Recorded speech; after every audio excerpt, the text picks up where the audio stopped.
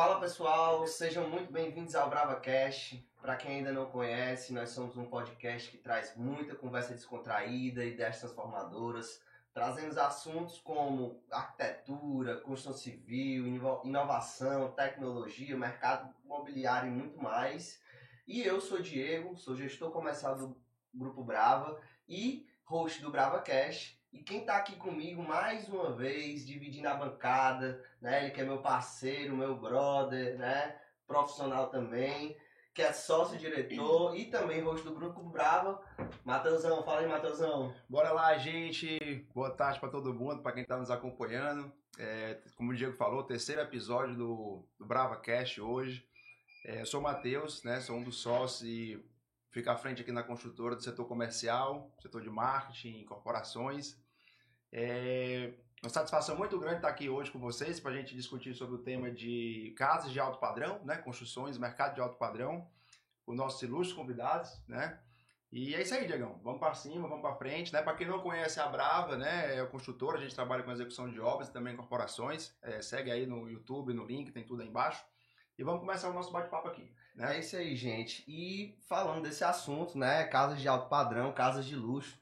Nada melhor do que trazer referências que nós temos aqui, né? São pessoas, né, maravilhosas, muita gente boa e como muita experiência de projeto. Muita experiência de projeto. Aí são aí 16 anos, né? Então, assim, não são 16 dias, são 16 anos já de muitos projetos executados e muito bem executados.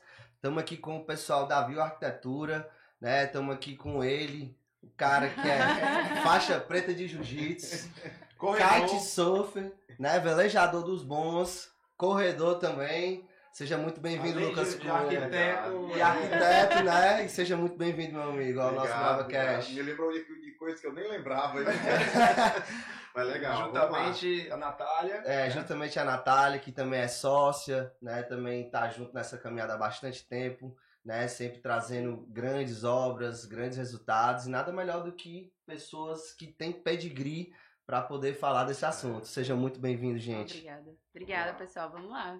Discorrer sobre esse assunto que a gente tanto gosta, né? Respira isso. A gente deu um briefing, eu dei um briefing aí um pouco sobre a Viu, né? São 16 anos no mercado, são projetos elaborados no Ceará, no Brasil todo, né? Com uma vasta experiência. E deixo vocês também com a palavra para falar um pouco dos projetos em geral, da empresa de arquitetura da Viu, né? A história da Viu também. Pra gente puxar um pouco aqui o assunto. Dar uma resumida aqui, senão a gente...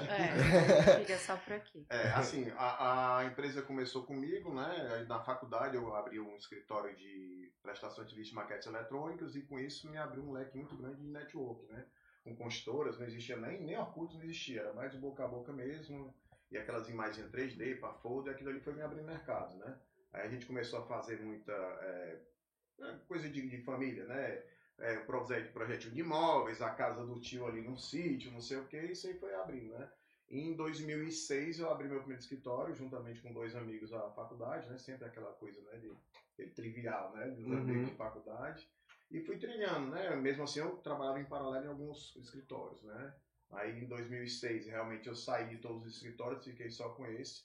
Trabalhei muito tempo ainda como estudante, né? E fui até 2008, 2009, eu fundei o CNPJ mesmo e já estava trabalhando realmente com arquitetura. Eu tinha um sócio engenheiro, né? Que a gente sabe que é uma coisa que complementa muito bem, vocês sabem disso, né? E daí para frente eu comecei a fazer casas, condomínios de casas de 100 metros, 150 metros, casas de 40 metros, 30 metros, todo tipo de casa, né? Até casa em terreno de 3 por 20 a gente fazia. Aquelas duplexinhas assim, né? Aí foi. E a Nath entrou lá no escritório em 2015, não foi como estagiária? 2015, estagiando, sem saber nem andar. Foi. O pessoal chegou aqui sem saber nem andar. Foi em 2015, eu entrei lá e aí acho que em 2017 a gente começou, acho que com o primeiro mesmo projeto dentro de um condomínio, né? Que hoje é um dos mais bem conceituados, por exemplo. E a partir daí a gente só meio que juntou assim as duas funções, né? Ele sempre mais à frente do projeto de arquitetura, sempre mais à frente com o projeto de interiores, e a gente viu o quanto um projeto é necessário para complementar um ao outro, para dar qualidade até para a execução, né?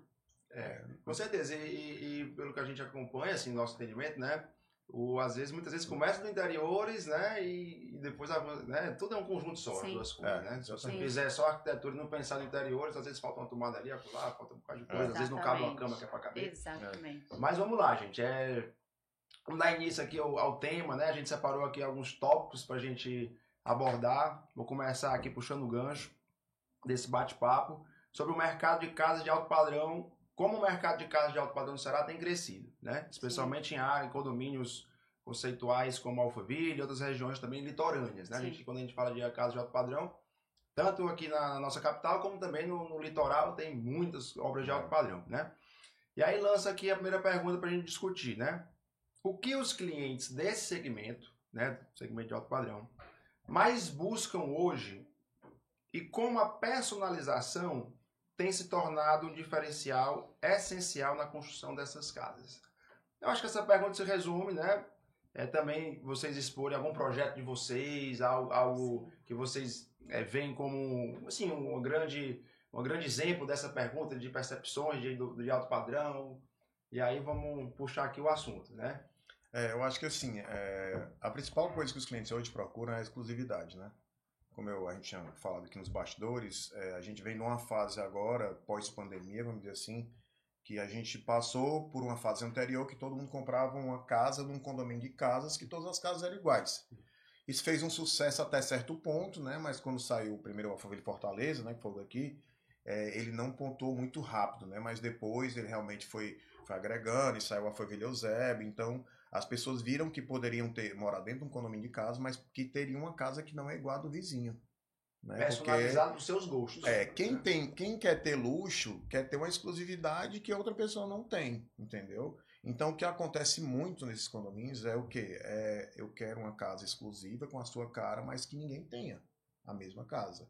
Ou então, tanto que a gente faz qualquer coisa e às vezes o cliente liga, tá muito parecido com a minha, né? Ele manda o mesmo. Ou então, até questão de plágio, né? Que as pessoas copiam a nossa casa e o cliente liga pra gente.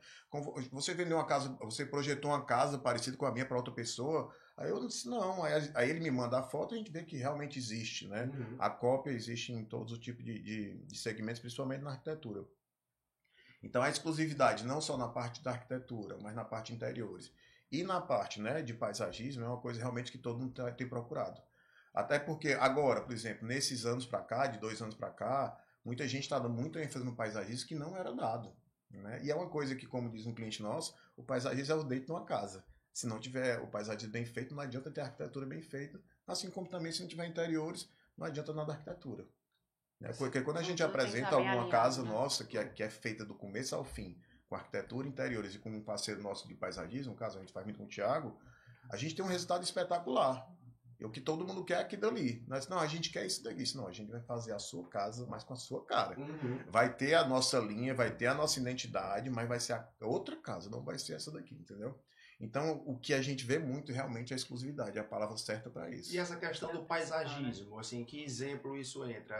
Paisagismo cada vez mais elaborado, muito bem elaborado. A turma valoriza muito o verde, né, a natureza. Porque o paisagismo ele não engloba só o verde, tá? Ele engloba piscina, espelhos d'água, entendeu? É realmente um complemento da arquitetura. Quando a gente faz um projeto de arquitetura, a gente tem a piscina, às vezes o cliente já gosta dele. Mas só que assim, é uma coisa que pode ser mais bem elaborada, com mais calma, como um projeto paralelo, né? Aí, por exemplo, é onde entra, que o Thiago Boss faz muitas casas da gente, as piscinas dele, com cascatas baixas, cascata alta, fireplace ou não, tá entendendo? Hidromassagem ligado ou não, ligado com automação, tá entendendo? Iluminação externa, luminoteca de paisagismo, qual a iluminação que vai usar para cada espécie, isso é uma coisa extremamente importante. A casa tem que ser bonita de dia e de noite. Então a gente tem que ter esse pensamento nos dois. Agrega muito isso, principalmente à noite, né? Quando a gente, quando vai projetar a casa, você pensa todo um estudo do terreno, todo um layout, toda a disposição dos espaços, e aí você pensa em tudo integrado, que é muito como se diz, é muito uma marca nossa, a gente gosta muito de integrar, conectar os espaços, então a gente acaba conectando a parte externa com a área interna. Então, o paisagismo, ele entra muito para agregar isso, entende? Então, assim, como a gente estava falando, né? A conexão entre os projetos está cada vez mais importante. E as nossas melhores casas é onde a gente consegue conectar os 3 projetos. Arquitetura, interior e paisagismo. Isso tudo no início da obra, né? A gente estava conversando antes até. a obra começou e o cliente está assim, então eu tenho que começar agora o meu projeto de interiores. Não, já era para ter começado, já era para estar pronto com tudo junto, entende? Então, assim, com certeza, o projeto de paisagismo, ele agrega muito a tudo isso, principalmente pela integração de todo o ambiente que você tem. A gente tem uma foto de uma casa nossa que eu gosto muito de usar, para dar esse exemplo, você entra na casa e você já está olhando lá para a área de lazer da casa, assim que você entra. Então, parece que o verde está ali dentro da sala de estar, jantar no hall, entende? Então, é super importante ter essa elaboração e a conexão de projetos. Era isso que eu já ia perguntar, que você acabou de falar. Assim, toda essa essência do paisagismo, ela dentro da casa, né? Talvez com grandes aberturas, que a pessoa numa sala já sente ali o jardim integrado, né? A vista da piscina, o lazer no fundo, como você falou. Né? E nessas casas, em geral, assim, tem algum outro diferencial assim que é muito procurado por esses clientes, tipo a sala ser integrada com o gourmet, ou a sala ser integrada com a cozinha. A gente deu um exemplo da casa integrada com o paisagismo, né? Sim. Que o paisagismo, às vezes, ele não está só fora, está dentro também da casa, Sim. né? Mas, assim, como é que é normalmente essa distribuição de layout, assim? Existe algo mais que os clientes pedem mais? O que vocês têm observado? A questão da integração já é uma característica do nosso projeto, sabe? A gente gosta muito de integração, então é por isso que muita gente se identifica com os nossos projetos. O que acontece é que toda vida que a gente vai projetar, principalmente como a gente está definindo questão de planta baixa, eu tenho que toda vida que eu estou projetando uma sala, uma cozinha e uma área de varanda e piscina, vamos supor, é um exemplo, eu tenho que estar me pondo na situação de eu estar lá dentro e o que é que eu vou conseguir visualizar daqui para lá. Né? Qual a visão que eu vou ter desse ângulo todinho. Até no hall de entrada eu tenho que imaginar o que é que eu vou olhar. Aí, tipo, eu tenho realmente essa visão que eu olho até o fundo do lote. Isso aí é uma coisa que dá muita amplitude, uma sensação boa quando você chega na casa. Mas eu também tenho que pensar em 180 graus. Tem muitas esquadrias no meio disso, muito vidro. Muito, tipo, não só olhando para frente, mas para os lados, tipo, onde é o nascente, onde é o sudeste. Eu costumo jogar grandes aberturas. Às vezes eu tenho um recolho de 2, 3 metros, que eu consigo jogar uma palmeira, que quando eu entrar, além de eu olhar para lá, quando eu olhar para o meu lado, que eu poderia ter uma parede cega, eu vou ter ali um paisagismo dentro da casa, só que protegido pelo vidro. Ou então à noite eu estou no meio da sala, aquela palmeira está bem iluminada e ela está compondo todo o projeto de interiores lá. Então uma coisa complementa a outra, não só pelo bem-estar, mas também o fluxo, a logística, né? Como é que eu vou andar aqui dentro dessa casa? Funcionalidade, né? Com essas integrações. Eu tenho que ter uma cozinha junto com o gourmet, junto com a área de jantar. Eu tenho que ter essa cozinha, triangulação. Normalmente ela é tipo aquele estilo mais americano, que é integrado, ou ela já é uma cozinha mais fechada? A ilha hoje em dia não só é uma questão estética, mas é uma questão muito funcional, né? Ela ali, além de ser uma coisa que está na altura ergonômica, né? É uma coisa também para o dia a dia, você acaba usando aquela ilha mais do que a sala de jantar. A Nath está muito mais por dentro disso do que eu, principalmente em questões ergonômicas, a questão da triangulação de todos os equipamentos de cozinha. Né? Quando ele fala mais que a sala de jantar, tem alguns projetos que não tem mesa de jantar. A gente tem aí a ilha, que agrega ali a família toda na cozinha, né?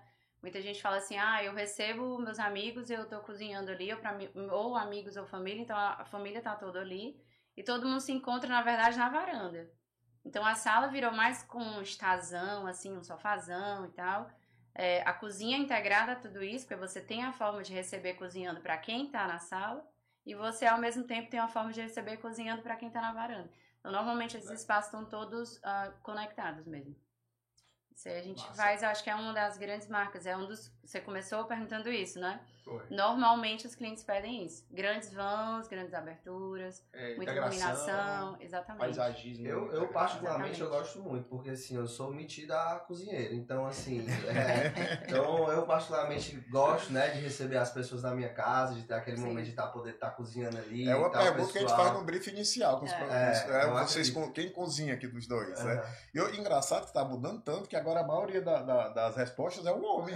Eu tenho uma situação bem legal. Não era, geralmente a mulher gosta mais, mas agora os homens. A gente tem um cliente, né? O projeto da Larissa tem 2019. 2018. 2017, 2018. São clientes que viraram amigos, assim, um dos, né? Eles são bem especiais, assim, pra mim. a gente perguntou sobre cozinha, eles disseram, não, a gente nem cozinha. Somos médicos, a gente passa de fora. Você é de fogão. Não, quem mexe é a Dona Maria não sabe nem o que é um cooktop. Você quer uma ilha? Não, bote uma mesa, senão a menina vai quebrar. O mais simples possível, tá certo. Entraram, pá, chegou a pandemia. Saíram da pandemia chefes. Eles Chefe são mesmo. chefes. Verdade. Eles são chefes de marcar e ir lá em São exatamente. Paulo encontrar com o chefe para jantar com ele. Eles entendeu? são chefes hoje. Os dois médicos hoje são chefes. Hoje eles chegam todos os dias, cozinham ali dele e, assim, saída para restaurante não, porque a comida deles é melhor, entendeu? Ficou ruim de indicar restaurante pra eles agora. O que salvou, a cozinha deles é fechada, mas o que salvou foi uma conexão que existe com a varanda. E na época, a varanda deles, a gente colocou meio que uma mini cozinha. Então eles cozinham hoje na varanda. Larissa e Armando estão falando de vocês. Eu falei o nome deles até. Gente, para fechar esse blog e passar para outra pergunta, que tá legal a discussão, o que é mais procurado nessas casas de alto padrão em relação a cômodos, assim, quartos, né? Tamanho de quartos, quartos com varanda, sem varanda, banheiros, tem que ter algo assim que a turma pede em específico. Não sei se hoje em dia está sendo ainda usado muita questão de banheira. O que vocês... Ultimamente tem um pedido muito forte, né? Que é na Suite Master eu tenho os 2 banheiros separados, 2 closets separados. Já o pessoal tá igual a rainha com os 2 quartos separados, né? Mas enfim, é a mesma suíte para 2 quartos e 2 banheiros. 2 banheiros, 2 bancadas, tudo separado. 2 Não, vasos, 2 separado. banheiros. 2 tudo banheiros. Separado. Ontem a gente faz muito a parte da pia e vasos separados e junta no chuveiro. Tem clientes que não separa até no chuveiro. Tudo. Porque ele é bagunceiro ou ela é bagunceira e eu me atrapalho, entendeu? Então, nas reuniões da gente, as iniciais, o que é que acontece do cliente de alto padrão? Voltando um pouco. É quando ele chega, geralmente esse cliente ele já é a segunda, a terceira ou a quarta casa dele. Então ele vem consertando muita coisa que ele não quer mais. Que ele morou, que ele sentiu e que ele... E aí quando eu falo assim, vocês querem 2 banheiros separados, eu ia falar, mas não precisa mais, porque realmente é uma coisa que acontece muito. Né? Até na minha casa, às vezes a minha mulher diz, rapaz, tu tem que ter teu banheiro. Não é uma coisa muito comum hoje em dia. Né? Eu não acho errado, assim, tem um custo um pouquinho mais elevado, mas viabiliza muito. Aí você fala questão de varanda. Varanda, às vezes... Mas só voltando rapidinho, Lucas, nesse banheiro, isso é mais por questão de organização mesmo, porque Sim, cada um não é por questão de assim, barulho, ruído, não, porque às vezes tem muito aquele negócio, um acorda mais cedo que o outro, Algumas vai existe. Também. Bom, vai lá pro outro lado pra todo mundo me acordar. Também. Existe isso. Também. O fato de, tipo, no próprio closet da mulher, tem lá a penteadeira dela, porque ela se arruma ali dentro enquanto o marido tá dormindo e não tem o sonoro, né? Perturbando, por exemplo. Mas existem as duas coisas, tanto por organização ou desorganização, quer separar tudo, ou a questão da zoada mesmo. Barulho também. E, às vezes as pessoas acordam em horários diferentes, né? Tem médico que dá plantão, chega de madrugada, o outro já tá saindo de manhã cedo. A banheira, acho que tu comentou, mas a banheira não tem muito pedido. A banheira é uma coisa assim que você ama ou você odeia. Específico. Quando a gente faz uma reunião com um cliente, que a gente pergunta pro banheiro, ele dá uma balançada em dúvida, você não bote. Você não vai usar. Agora, quando o cliente gosta de banheiro, ele fala antes de você, eu quero uma banheira. Eu só pergunto de quantos lugares? 2, 1, tá entendendo? Qual é o uso? É para relaxar, entendeu? Ou é realmente para assistir uma televisão? Às vezes tem muita televisão dentro de banheiro, ar-condicionado, as pessoas colocam, principalmente médicos. O médico que a gente falou, ele tem uma banheira de imersão, que ele chega do plantão, ele entra para uma terapia dele, liga a televisão e passa um tempo lá relaxando para dar uma desacelerada. Tem gente que curte esse momento para uma desacelerada, né? E às vezes muitas casas antigamente, às vezes elas já vinham com banheiro até da construtora, né? Pois é. E você via muitas em desuso, né? É uma coisa que quando a incorporação vem, a gente tem que assim, botar e pensar. Porque o que é que acontece? Que é uma coisa muito de praxe da gente, né? A gente fecha com o cliente, a gente pega o cliente, vai em vários condomínios, mostrando várias casas da gente, pra gente ter um entendimento do que é grande e o que é pequeno para ele, tá entendendo? Aí eu consigo projetar uma coisa mais assertiva nas primeiras reuniões. Eu tenho que entender o que é um closet grande para ele, que uma coisa que é grande para você pode não ser para mim. É a mesma coisa para um cliente. Aí quando eu chego, que eu entro numa banheira, por exemplo, uma casa da gente tem a banheira de algum cliente ou de alguma casa que é para venda, eles dizem, isso pra que isso? Eu nunca vou usar isso. Ou então outros, adoro. Então a banheira é uma coisa complicada até para uma casa para venda. Se você botar uma banheira, você tem que ter uma possível possibilidade de tirar. Agora, para colocar, não dá mais, né? Se tiver projetado, não tiver essa projeção, né? Lucas, e o quarto? Ia falar do quarto. Tamanho do quarto, varanda, como é que... Quarto, suíte master, né? A suíte master, principalmente no Nordeste, né? A gente tem que ter tem que ser sempre uma cama king size, a gente não pode fugir disso. Aquele puff na frente, aquilo ali interfere diretamente na largura do quarto, então eu tenho que ter larguras mais confortáveis, tá entendendo? Então, tem certos pontos que a gente tem que estar sempre analisando. Varanda é uma coisa muito particular. Tem muita gente que diz, não quero varanda. Só que assim, se eu não tiver varanda, eu sacrifico a minha fachada. Então tem que ter certos pontos que a gente tem que ponderar com o cliente, até que ponto a gente pode tirar ou colocar. A varanda é uma coisa muito interessante. Eu sempre pontuo que suíte master e alguma suíte na frente da casa, a gente tem que ter a varanda. Se for de esquina aí, tem que ter mesmo. Eu amo varanda. É uma questão assim, tradicional, né? Alguém quer botar uma mesinha, uma rede ou uma poltrona, né? Dependendo da posição rede, do sol, é uma boa, né? Entendeu? Então, é uma coisa muito particular. Mas, assim, para efeito de fachada, ela é essencial. Vocês acham que essa questão da varanda é coisa do cearense, de ter a redezinha lá? Ou é algo que, assim, vocês fazem projeto no Brasil inteiro? Olha, a coisa do cearense é, com certeza, ter a rede. A gente faz projeto locando armadores de rede. Mas ou tem que ir lá para poder botar a rede lá no local, o armador no local. Mas assim, eu acho que sendo aqui local, né, ou sendo no restante do Brasil, existe a mesma questão com relação à varanda. Se não for rede é uma poltrona. É muito mais uma pessoal, poltrona de leitura, assim. Alguma coisa assim. Mas assim, a questão de rede não é só aqui no Nordeste não, tem no Sul também o pessoal pede. Bacana. Turma, vamos lá, vamos avançar para a segunda pergunta, porque senão eu vou já perguntar de outros ambientes aqui. Diegão, puxa aí, Diegão. Bom, agora a gente vai puxar um pouco, né, para além da estética, além da funcionalidade dessas casas de alto padrão, né? Então eu queria entender com vocês quais são os elementos que a gente tem que mais impactam na questão da valorização de um imóvel, né? Como é que a arquitetura ela pode ser um diferencial nessa valorização desse imóvel, que tanto para uma corporação, mas como também para o seu patrimônio, né? Seu próprio patrimônio. Eu acho que engloba tudo isso que a gente conversou. Exatamente. Só que é uma coisa que a gente estava comentando até antes, a gente tem que ter muito cuidado com relação ao que é ser alto padrão e que é uma coisa que vai ser vendável. Porque às vezes eu posso ter duas casas nos lotes iguais, né? Com custos totalmente diferentes, uma com um custo muito mais elevado que a outra, mas a que tem um custo mais baixo vai ter um valor maior de venda, vai ter uma aceitação maior no mercado. Então nem sempre o extravagante é o que vai vender. Entendi. Tá entendendo? A gente tem que ter muito cuidado, porque o que é muito normal de chegar no escritório, tanto de incorporação quanto de cliente particular. Referências de projetos. Porque às vezes chega alguns clientes no escritório da gente com outros projetos de outros profissionais, que é uma coisa que não tem nada a ver com a nossa linha. E a gente sabe que aquele ali não é funcional, então a gente não gosta. É exagero de LED, é exagero de porcelanato em fachada, assim, é o meu gosto, mas tem outros profissionais que gostam. Ok, mas não é a nossa linha, então eu posso ter muitos LEDs na fachada, tem que ter muito cuidado com isso. Às vezes é uma moda, igual como era os 3D, então isso vai passar. Então, como eu estou dizendo, o diferencial de arquitetura, não só a estética, mas também função, tamanho de garagem, tamanho de closet, tamanho de quarto, varanda gourmet. Isso é um diferencial. Se eu vou ter subsolo ou não, se a minha rampa da garagem vai ser boa ou não. Isso aí é o que vende a casa, tu tá entendendo? Como é que eu consigo vender uma casa boa? Assim, as primeiras sensações, garagem grande, cozinha boa, despensa, varanda gourmet, suíte master e closet. Se tiver isso aí, tá meio caminho andado. Aí vem pros essenciais.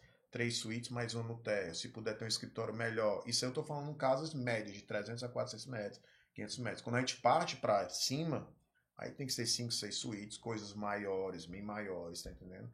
Mas não quer dizer que extravagante vai ser o diferencial de venda. Realmente a até porque, puxando um gancho disso, por exemplo, aqui na Bravo, na construtora, a gente executa muita obra nas praias também. Sim. Né? Tem as praias, a arquitetura às vezes ela se adequa, né? Praia, cidade.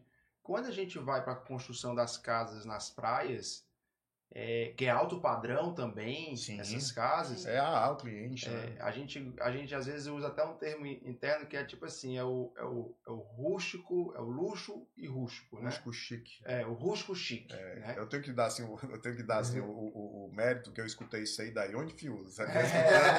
Eu fazia imagem 3D para eles, eu tava fazendo imagem daquele landscape, aquele prédio na. E ela que estava fazendo interiores, e ela batizou isso aí num projeto que eu fiz o 3Dzinho, ela montou a ambientação, eu fiz o 3D. E essa palavra nunca saiu da minha cabeça.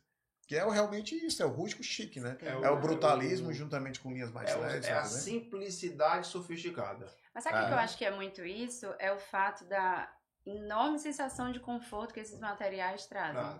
Quais são os materiais? É um negócio mais natural possível. Então, acho que aquilo ali... por isso que você fala mais em casa de praia, né?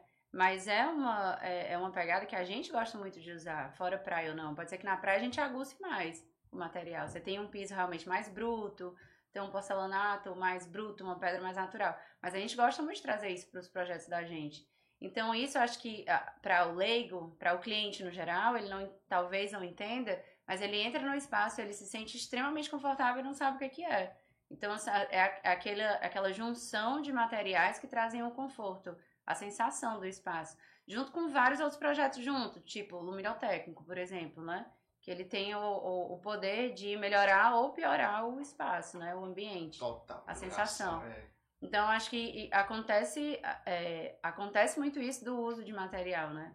Essa história do termo rústico chique, eu acho que vem muito disso. Você pega obras que a gente tem feito no Icaraízinho, por exemplo, que é rústico simples, bancadas, todas de cimento queimado branco, né? Epóxi branco, piso de epóxi branco, ou cimento queimado. Eu não sei até que ponto isso sai mais barato, porque eu acho que é mais caro, né?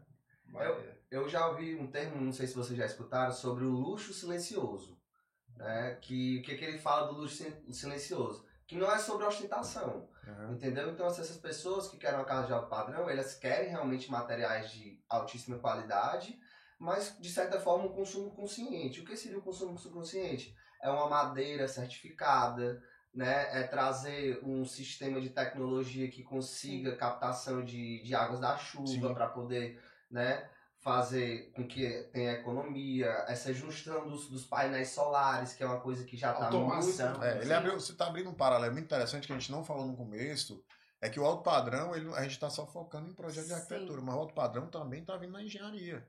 Tá vindo na forma de projetar, na plataforma BIM, tudo isso aí que a gente... É uma coisa oculta que o cliente não vê, que a gente vê diariamente no escritório, processo construtivo. Cara, a maioria das obras que a gente tem que andar mais, que tem mais problema, são que os clientes fecham com outros profissionais que a gente não conhece.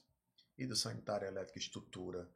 Meu amigo, é muito problema, porque as pessoas não têm experiência em casas grandes, vamos dizer logo grande, porque é o diferencial, né? Principalmente em projetos estruturais. Então, toda semana a gente está indo lá porque o cliente resolveu fechar num cara mais barato e o prejuízo é extremamente absurdo. Eu fui numa casa no Terras, semana passada, de um cliente meu que ele fechou com um profissional que eu não conheço.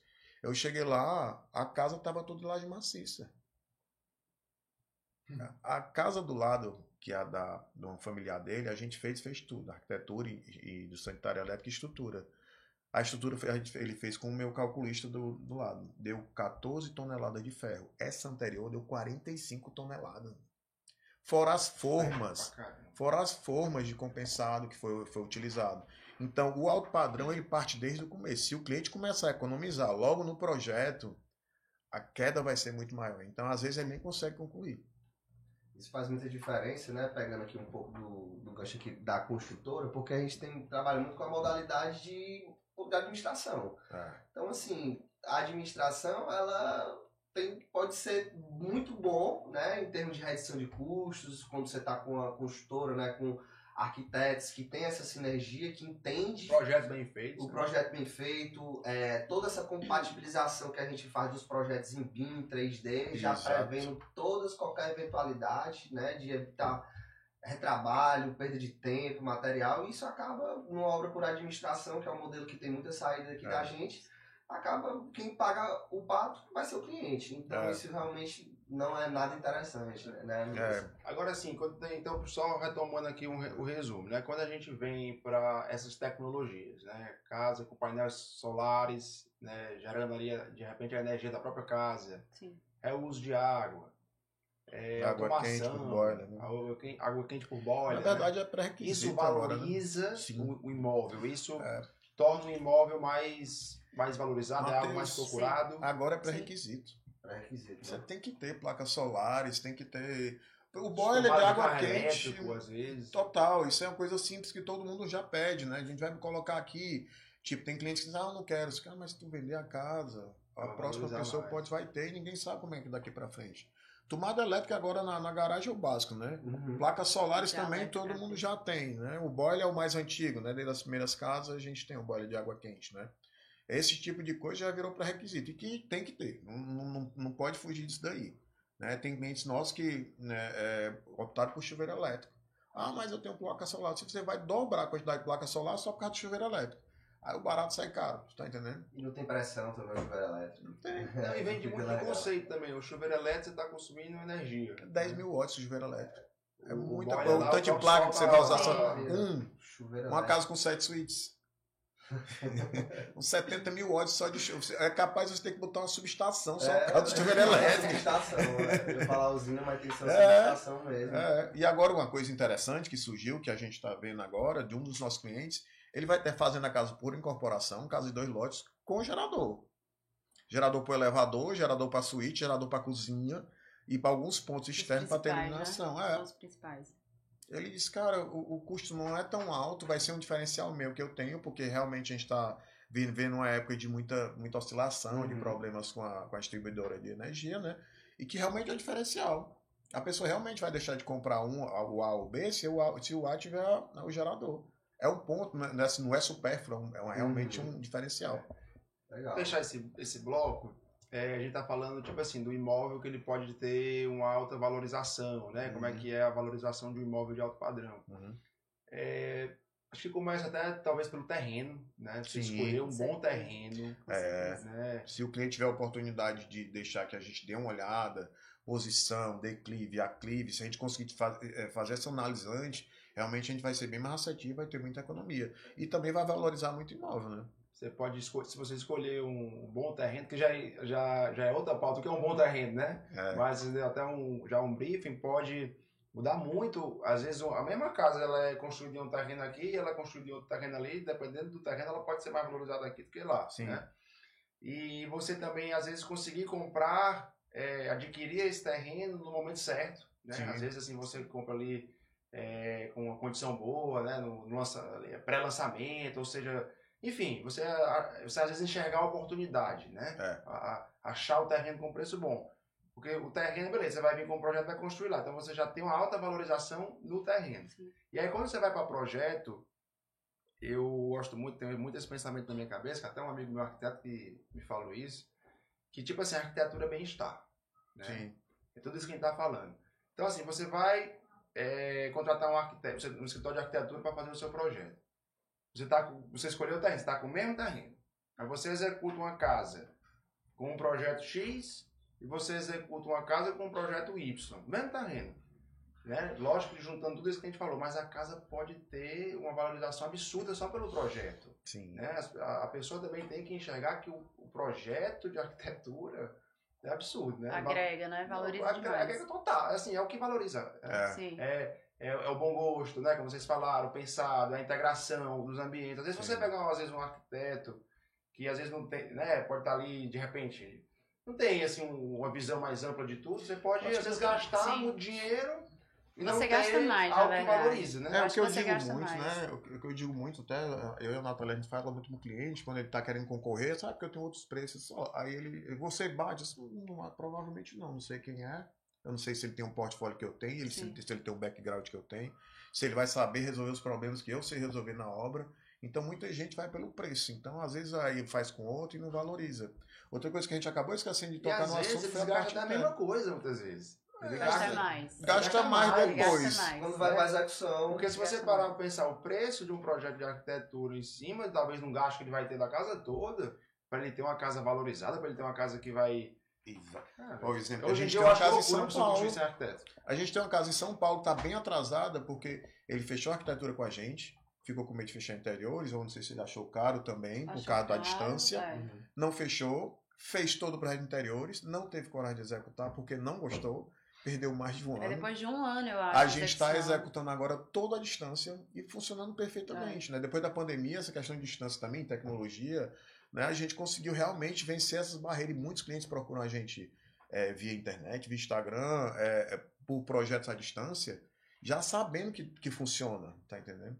O que é que eu peço logo? Contato do engenheiro, contato do construtor, para eu ficar interagindo diretamente com ele, contato do pessoal da associação, para eu interagir durante a época de burocracia de aprovação, tá entendendo?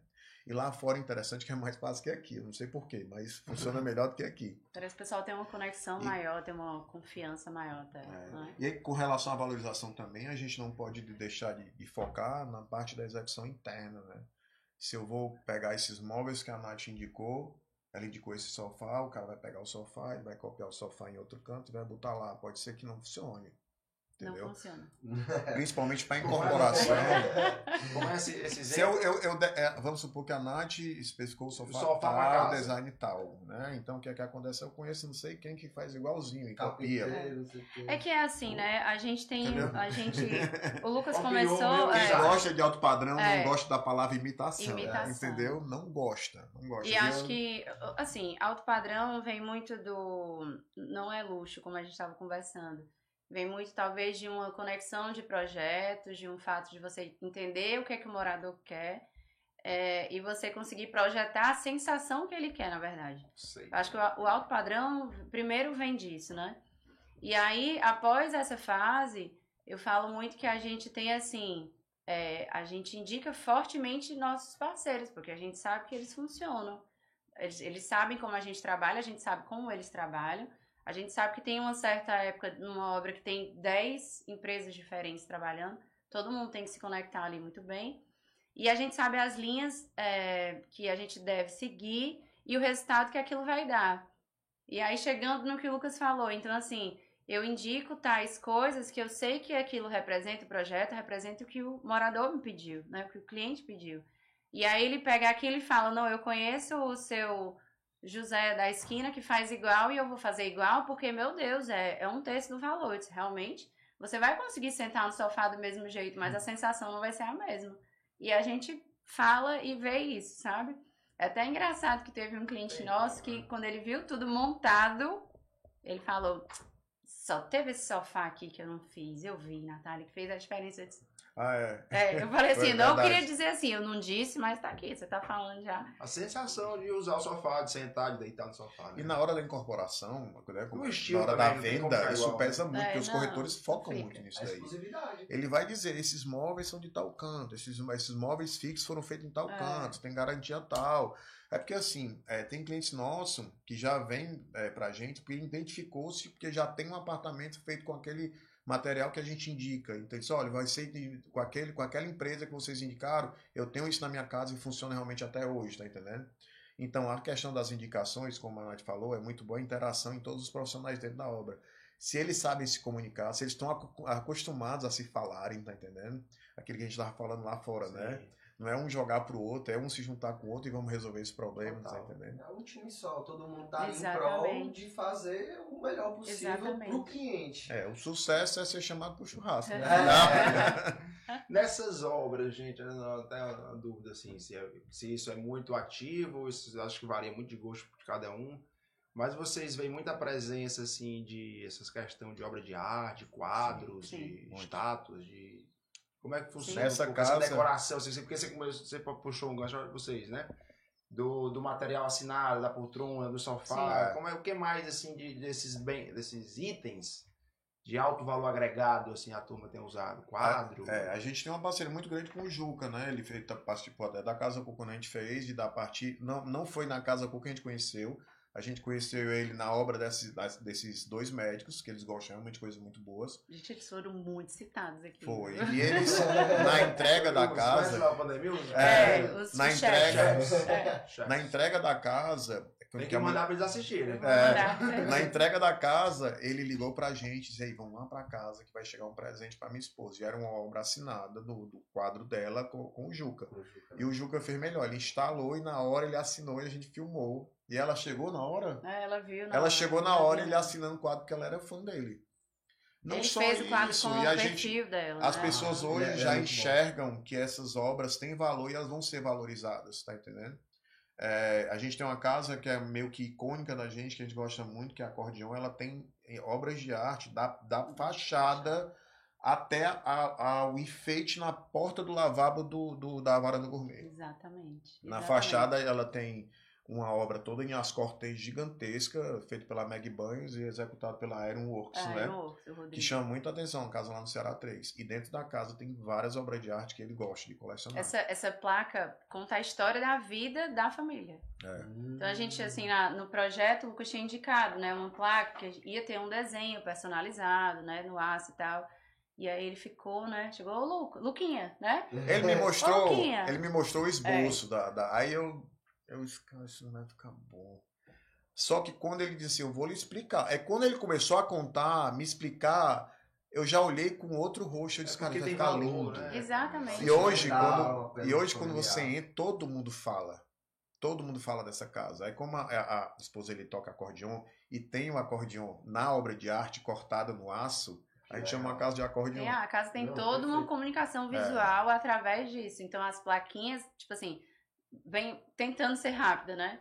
Conta a história da família, então tem ela fantasiada da roupa que é o paraense, que a paraense veste porque ele é paraense e ele tá Paranaense? E ele tá fantasiado com a roupa que o nordestino veste. Então, assim, tipo, essas duas figuras você vê na porta dos dois lavabos lá dentro, externo. Tem um interno e tem dois lavabos, que é o masculino e o feminino, que eles não gostam muito de festa e tudo mais. Então você vê toda essa linguagem ao longo da casa. E a casa é cheia de obras. Ele gosta de muita coisa do Mano Alencar. Ele me apresentou o Mano Alencar, entendeu? Que é um cara o Mano Alencar, ele te vende um quadro, mas de um certo ponto, depois de certos anos, ele pode até te comprar de volta mais caro. Entendeu? Então, eu conversei muito, foi a partir daí que eu vi a importância. Porque era uma coisa que a gente especificava, botava assim nas imagens, mas não levava tanto a sério. Depois desses clientes que a gente viu que realmente, cara, isso aqui é um ponto exclusivo. É tanto que a gente indicou o Juca agora lá para uma obra lá no Araripina. Em Araripina, em Pernambuco, ela botou várias obras dele. Ela encomendou, ele mandou.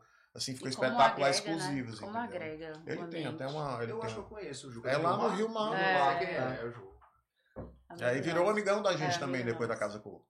Massa. E eu vejo até muito a questão que vocês estavam falando, a questão do regionalismo, né? Sim. Foi até um assunto que a gente abordou no segundo podcast que a gente falou, e a gente vê, né, quanto isso também está impactando a questão da parte de interiores, né? Trazendo essa identidade para dentro. Pô, quando você fala do acordeão, eu já ia perguntar. Tem alguma coisa do regionalismo, alguma coisa, algum pedido do cliente, né? Mas você já respondeu aí perfeitamente. Assim, em alguns casos a gente consegue botar um título, alguma coisa que marca muito, né? Essa foi uma das A gente começou a botar um nome nas casas, já tem cliente que fala assim, Lucas, eu já sei o nome da minha.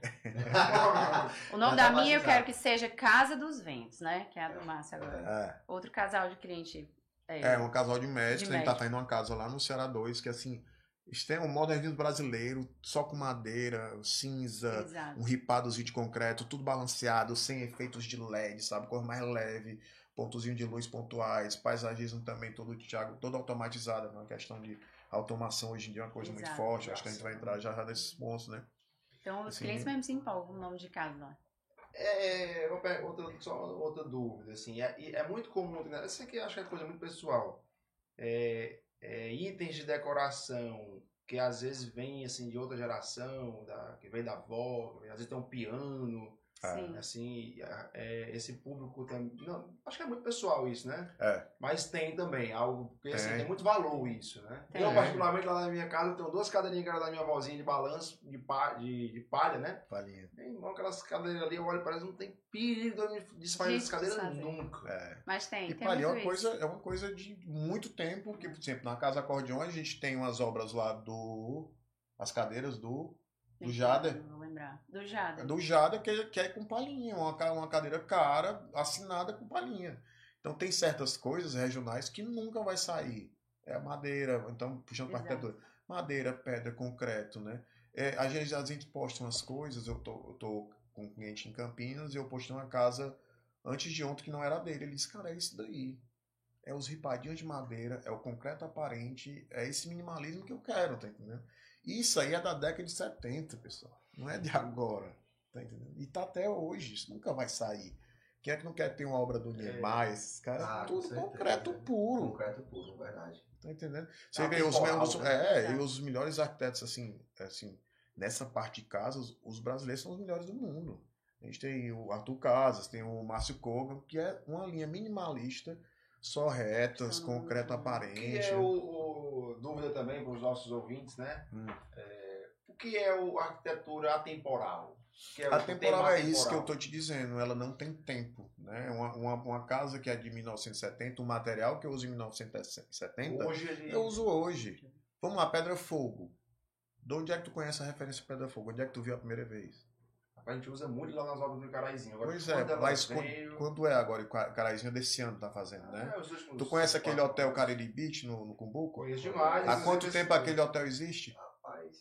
Quem executou aquele hotel foi inclusive um parente meu. Pois é, ele é Pedra Fogo na frente inteira. É porque é pedra natural, é aconchego. Você nunca vai enjoar de olhar para aquilo dali. Ele não é repetitivo, você tá entendendo? A madeira, um material atemporal, por exemplo. Quando você entra, preste bem atenção quando você entra em algum canto que tem madeira natural. A primeira tendência que acontece é você querer pegar. Você vai passar a mão. Se for alguma coisa sintética, você não pega. Você não é uma coisa muito fria. Você acha bonito, mas não tem aquela sensação de aconchego. Tá pedra natural numa parede. Você entra num hall de um prédio que tem uma pedra natural na parede. Assim, não brilhosa, mas mais natural. Você vai pegar, você vai sentir a textura, não é? É mais confortável. Uma bancada num couros que ela tem aquela textura. Assim, você passa logo a mão ali. Né? Você sente bem pegando aquilo ali. Então isso aí é o atemporal. O que está ali da década de 70 está agora em 2025. Massa. E o atemporal, o material atemporal, normalmente é algo resistente e isso agrega também, né? A gente estava falando sobre agregar valores nas casas. Assim, na minha opinião e na experiência que a gente tem, o atemporal agrega muito valor às casas, né? É porque também surge a questão da manutenção, mas não dá manutenção, mas... O cabelo de mulher dá manutenção, dá muito mais manutenção do que uma parede rimpada, entendeu? Não é ou não é?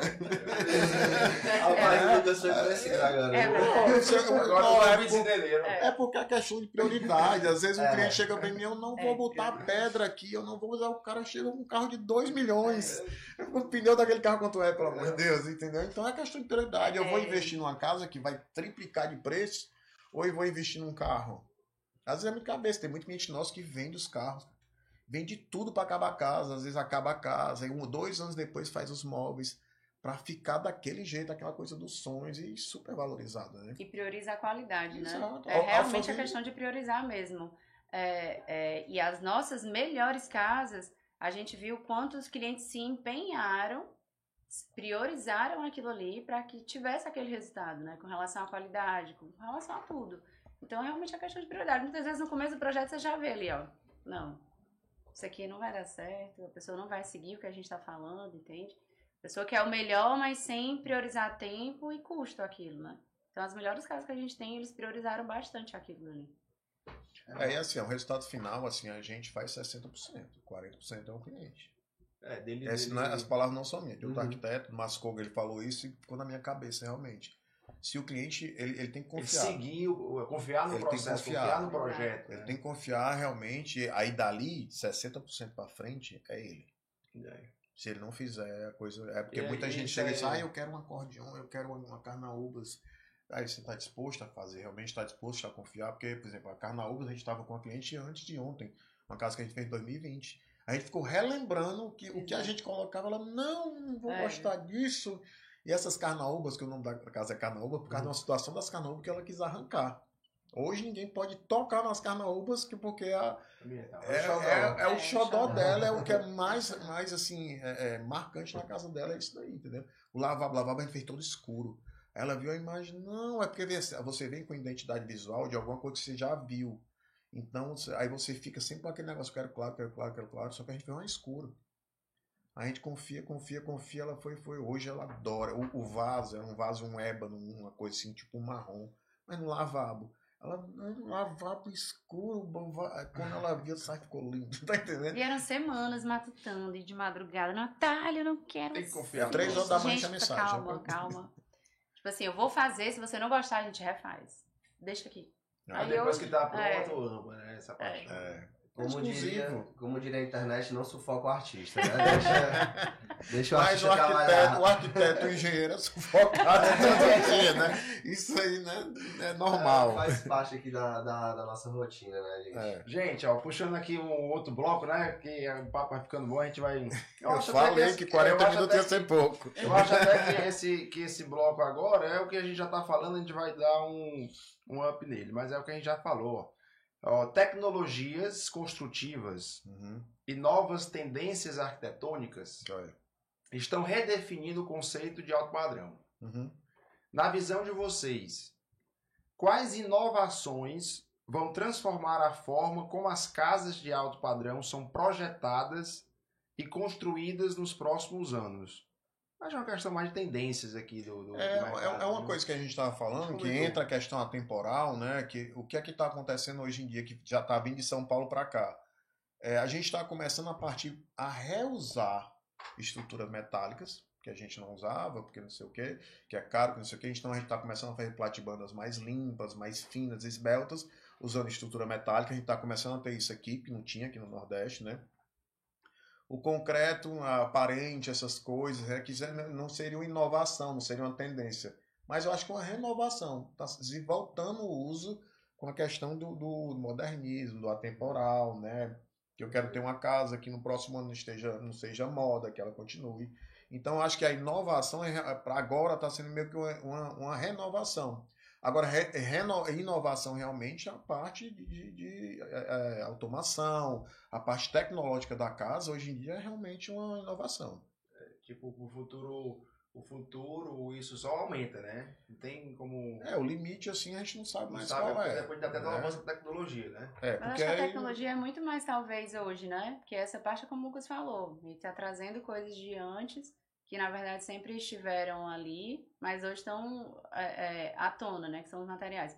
Eu acho que hoje o que tem muito mais é a forma como projetar. É o executivo, são programas usados que podem agregar mais, talvez diminuir o tempo de projeto, alguma coisa assim, né? O que eu sinto mais é isso. Mas é o que a gente estava conversando até antes, né? Eu acho que não há tecnologia que supra um projeto bem feito, bem pensado, que tenha expertise, né? Um arquiteto que tenha expertise, que saiba priorizar ali, estudar o terreno da melhor forma, sabe? Acho que não tem tecnologia que vai suprir isso aí, não. Na visão de vocês, esses projetos para o futuro, até atuais também, né, para o futuro, existe alguma tendência para ter, assim, tipo ambiente temático? Tinha falado alguma coisa de uma... A adega, né? A adega tem muita procura. Como é a adega? Uma adega para a pessoa usar aquele ambiente, beber um vinho lá, a gente fez um agora que a adega, além de ter a função dela mesmo, né, de armazenamento e tudo, o cliente vai ter uma área de reunião com clientes, entendeu? Ele chama, ele acende um charuto, abre um vinho ali, tá entendendo? É uma área, e a gente fez uma forma que abre para a sala e abre para a varanda. Então, à noite, a varanda é toda climatizada, ele pode abrir a adega, ela conecta com toda a varanda. A gente está fazendo outra também agora, começando, no Alphaville Fortaleza, também do mesmo jeito. A adega é uma coisa que, assim, 90% dos clientes pedem, depende do porte, né? Pelo menos uma adega pequena, alguma coisa... Os clientes têm essa como é que se diz? Necessidade. A necessidade e esse costume de usar. Né? Uma adega para ter reunião mesmo. Isso, mesa de reunião, uma mesa assim mais mesa despojado. Só que de uma forma diferente, né? Eu consigo receber ali dentro da adega, assim como eu consigo receber na varanda. Mas hoje eu quero só a adega. Hoje eu vou receber só aqui, então... eu estou fazendo em São Paulo, que é no subsolo. Isso. Aí eu tenho as vagas dos carros, aí perto do hall da escada, a gente está fazendo uma área de jogos do lado da adega, que aí ali é uma área de convivência. Tem tipo um barzinho lá embaixo, que tem a questão dos carros, os vidros vai dar para ver os carros que ele tem a adega conectada com essa área, né? Que eu botei uma sinuca, eu botei umas coisas e estou jogando essa ideia pro cliente, ele tá morando. As novas marcas de carro, essas coisas. Tem uma acústica também bem própria. Sim. Ali para não... a adega é climatizada, né? É 24 horas climatizado, tá entendendo? Tem algum outro ambiente... Vou chamar assim, só para como referência, uma adega dessa, de um ambiente temático. Né? Assim, um ambiente bem É novo isso ou já vem faz tempo? A brinquedoteca, né? Tá aparecendo muito nas casas.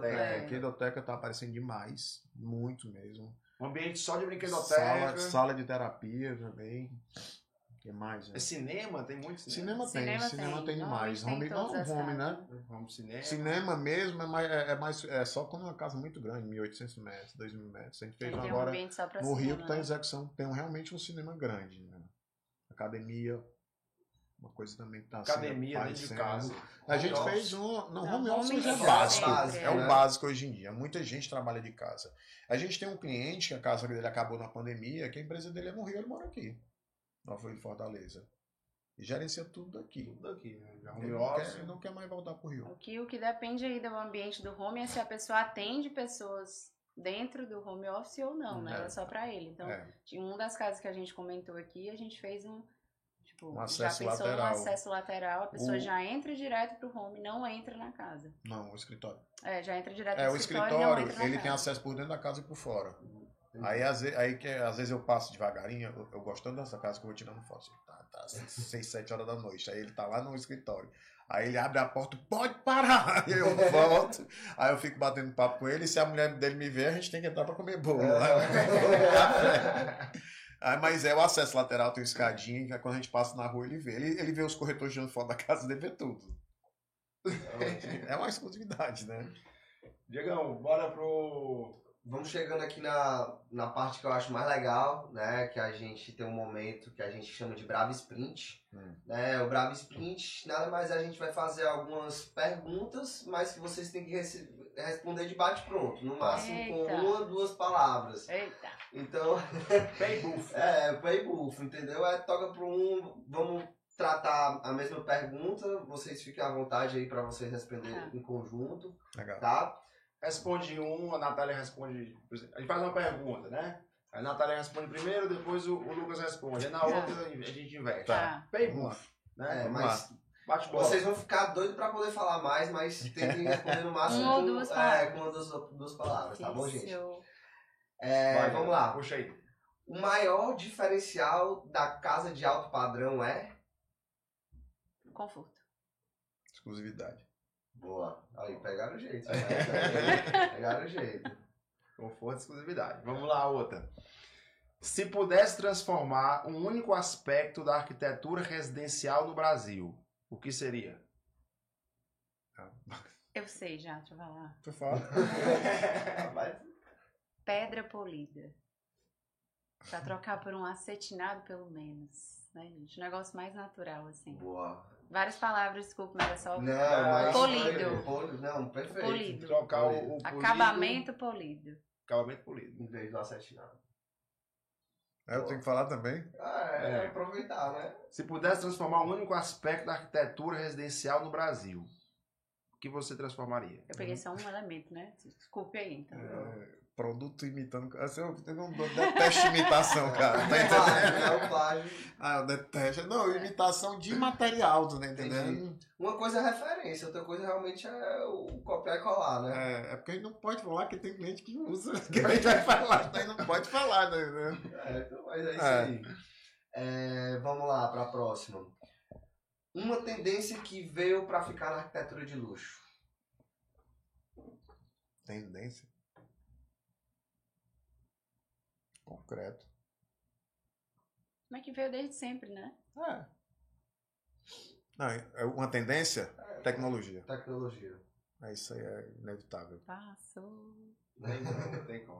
Tecnologia. A gente tive essa internet das coisas, né? Muita inteligência artificial, Tudo. cada dia Automação, controle de iluminação, controle de ar-condicionado, controle de televisão, controle de bomba de piscina, controle de irrigação, controle de tudo. Temperatura. Tudo aqui pelo celular.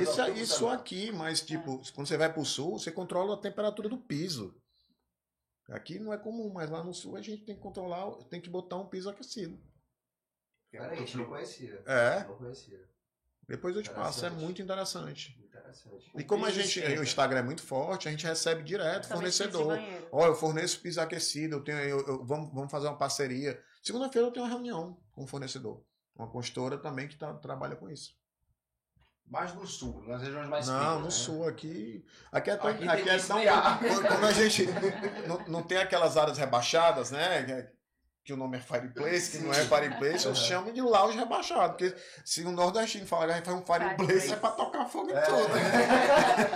Não tem condições, cara. Pra querer se aquecer. Não, Ave Maria, pelo amor de Deus. E eu gosto muito desse tipo de ambiente também. Mais uma, gente. O erro mais comum em projetos de alto padrão é? No projeto mesmo? Em projetos de alto padrão. O erro mais comum em projetos de alto padrão. Meu Deus, tá dando tela azul. O erro mais comum é contratar um projeto barato. Não, mas é tipo no projeto mesmo ou é no processo do negócio? No processo. Pode ser, né? O erro mais comum em projetos de alto padrão. Processo do projeto. Acho que a gente sofre muito o fato de não confiar no que a gente Troca de materiais. Falando. Trocar material. Também. Não ter confiança no profissional. Troca de material é a principal coisa. E no preço, né? Se você for pensar só preço. Como quase tudo, né? É em tudo. Isso aí é um problema universal, né? Não, pra gente aqui também é... O preço versus valor, né? A gente passa aqui o valor. Exatamente. Diegão. E agora, nossa última perguntinha aqui do Sprint Brava, né? Pra gente terminar esse momento. Se você tivesse que escolher um único elemento para traduzir a exclusividade de um projeto, qual seria? Madeira. Putz, Muita madeira. Poxa vida, amiga. Eu falo madeira. Mas acho que o concreto transmite isso. Madeira, né? Madeira não tem igual. Porque assim... Seja de MDF, seja de madeira maciça. MDF não, madeira. Madeira. MDF é sintética. Madeira ao toque é bom demais. Eu acho que o concreto... A luz quente na madeira. Assim, o concreto aparente não é... Tipo, assim que eu entrei aqui, eu vi o forro de vocês aqui. Aqui da recepção. É lindo, entendeu? Assim, poucos costuras. Né? Você vê o empreendimento da BSPA agora, o BS Grand Park, ele tá com uns vãos gigantescos de concreto aparente, que o Marcos Novaes projetou. Eles executaram exatamente. O pilar tá todo rodeado assim, ó. Tá lindo. Aqui dali... Vai ser assim, como eu disse, vem da década de 70 pra cá, e você olhando, você quer pegar, você já vê que é diferente. É lindo. Né? Investimento, caramba. Gente, a gente tá chegando no final do nosso BravaCast, né? Chegamos, né, Diego, no final do nosso BravaCast. Eu queria imensamente agradecer a vocês, até com presente. Tem até presentinho. Presentinho para Natália. Obrigada. Mas... As canecas também fazem parte, tá, gente? Claro, com certeza. Aqui, ó. Bonezinho da Brava. Isso aqui vai ser quando a gente fechar o projeto junto, viu? Que vocês estão devendo dá uma corridinha. Pode ser. Eu corro com esse bonezinho pra praia. Mas... Bom pro velejo também. O velejo tá em dia. Rapaz, eu só uso bermuda, cara. Eu sou irresponsável. Mas, gente, de coração, em nome da Brava, né? Agradeço demais vocês terem vindo, ter passado esse tempo aqui com a gente. Uma conversa descontraída e com ideias transformadoras. Uma coisa legal desses episódios de podcast que a gente faz é porque de alguma forma a gente tenta levar conteúdo também para quem tá assistindo, né? Inclusive no passado teve até um comentário no YouTube, não foi? Um parceiro comentou, pô, que massa o conteúdo. Eu tenho certeza que hoje também a gente vai estar levando conteúdo aí para quem tá assistindo e vocês trouxeram aí boas atualizações, boas notícias, né? Foi massa, gente. Então, a gente acertou demais, né? Em trazer realmente pessoas que são referência, que entendem do assunto. E realmente a gente fica muito grato, né? Por essa troca, porque pra gente também é muito enriquecedor, a gente aqui que fica nessa parte da execução dos projetos, a gente entende muito essa questão que vocês falaram da sinergia, paisagismo, arquitetura, construção, entendeu? Então... Esse conteúdo para mim foi, hoje eu saí com certeza com 1% não, mas com no mínimo mais uns 10% aí, no pouquinho que a gente vai aprendendo nesse dia a dia. E é isso, gente. Muito obrigado mais uma vez, gente. A gente vai finalizando aqui o terceiro episódio do BravaCast. Espero que tenham gostado. E fiquem de olho, que vai sair ainda muita novidade, vai sair os cortes também desse episódio. E fica atento, que em breve a gente vai estar lá. Matheusão, obrigado. Obrigado, Lucão. Valeu, obrigado, pessoal. Obrigada. Obrigado. mesmo. A gente que agradece. Foi show. Valeu, vamos pro próximo. Pessoal, fica atento, que o próximo BravaCast em breve vai estar no ar. Valeu, abraço. Valeu.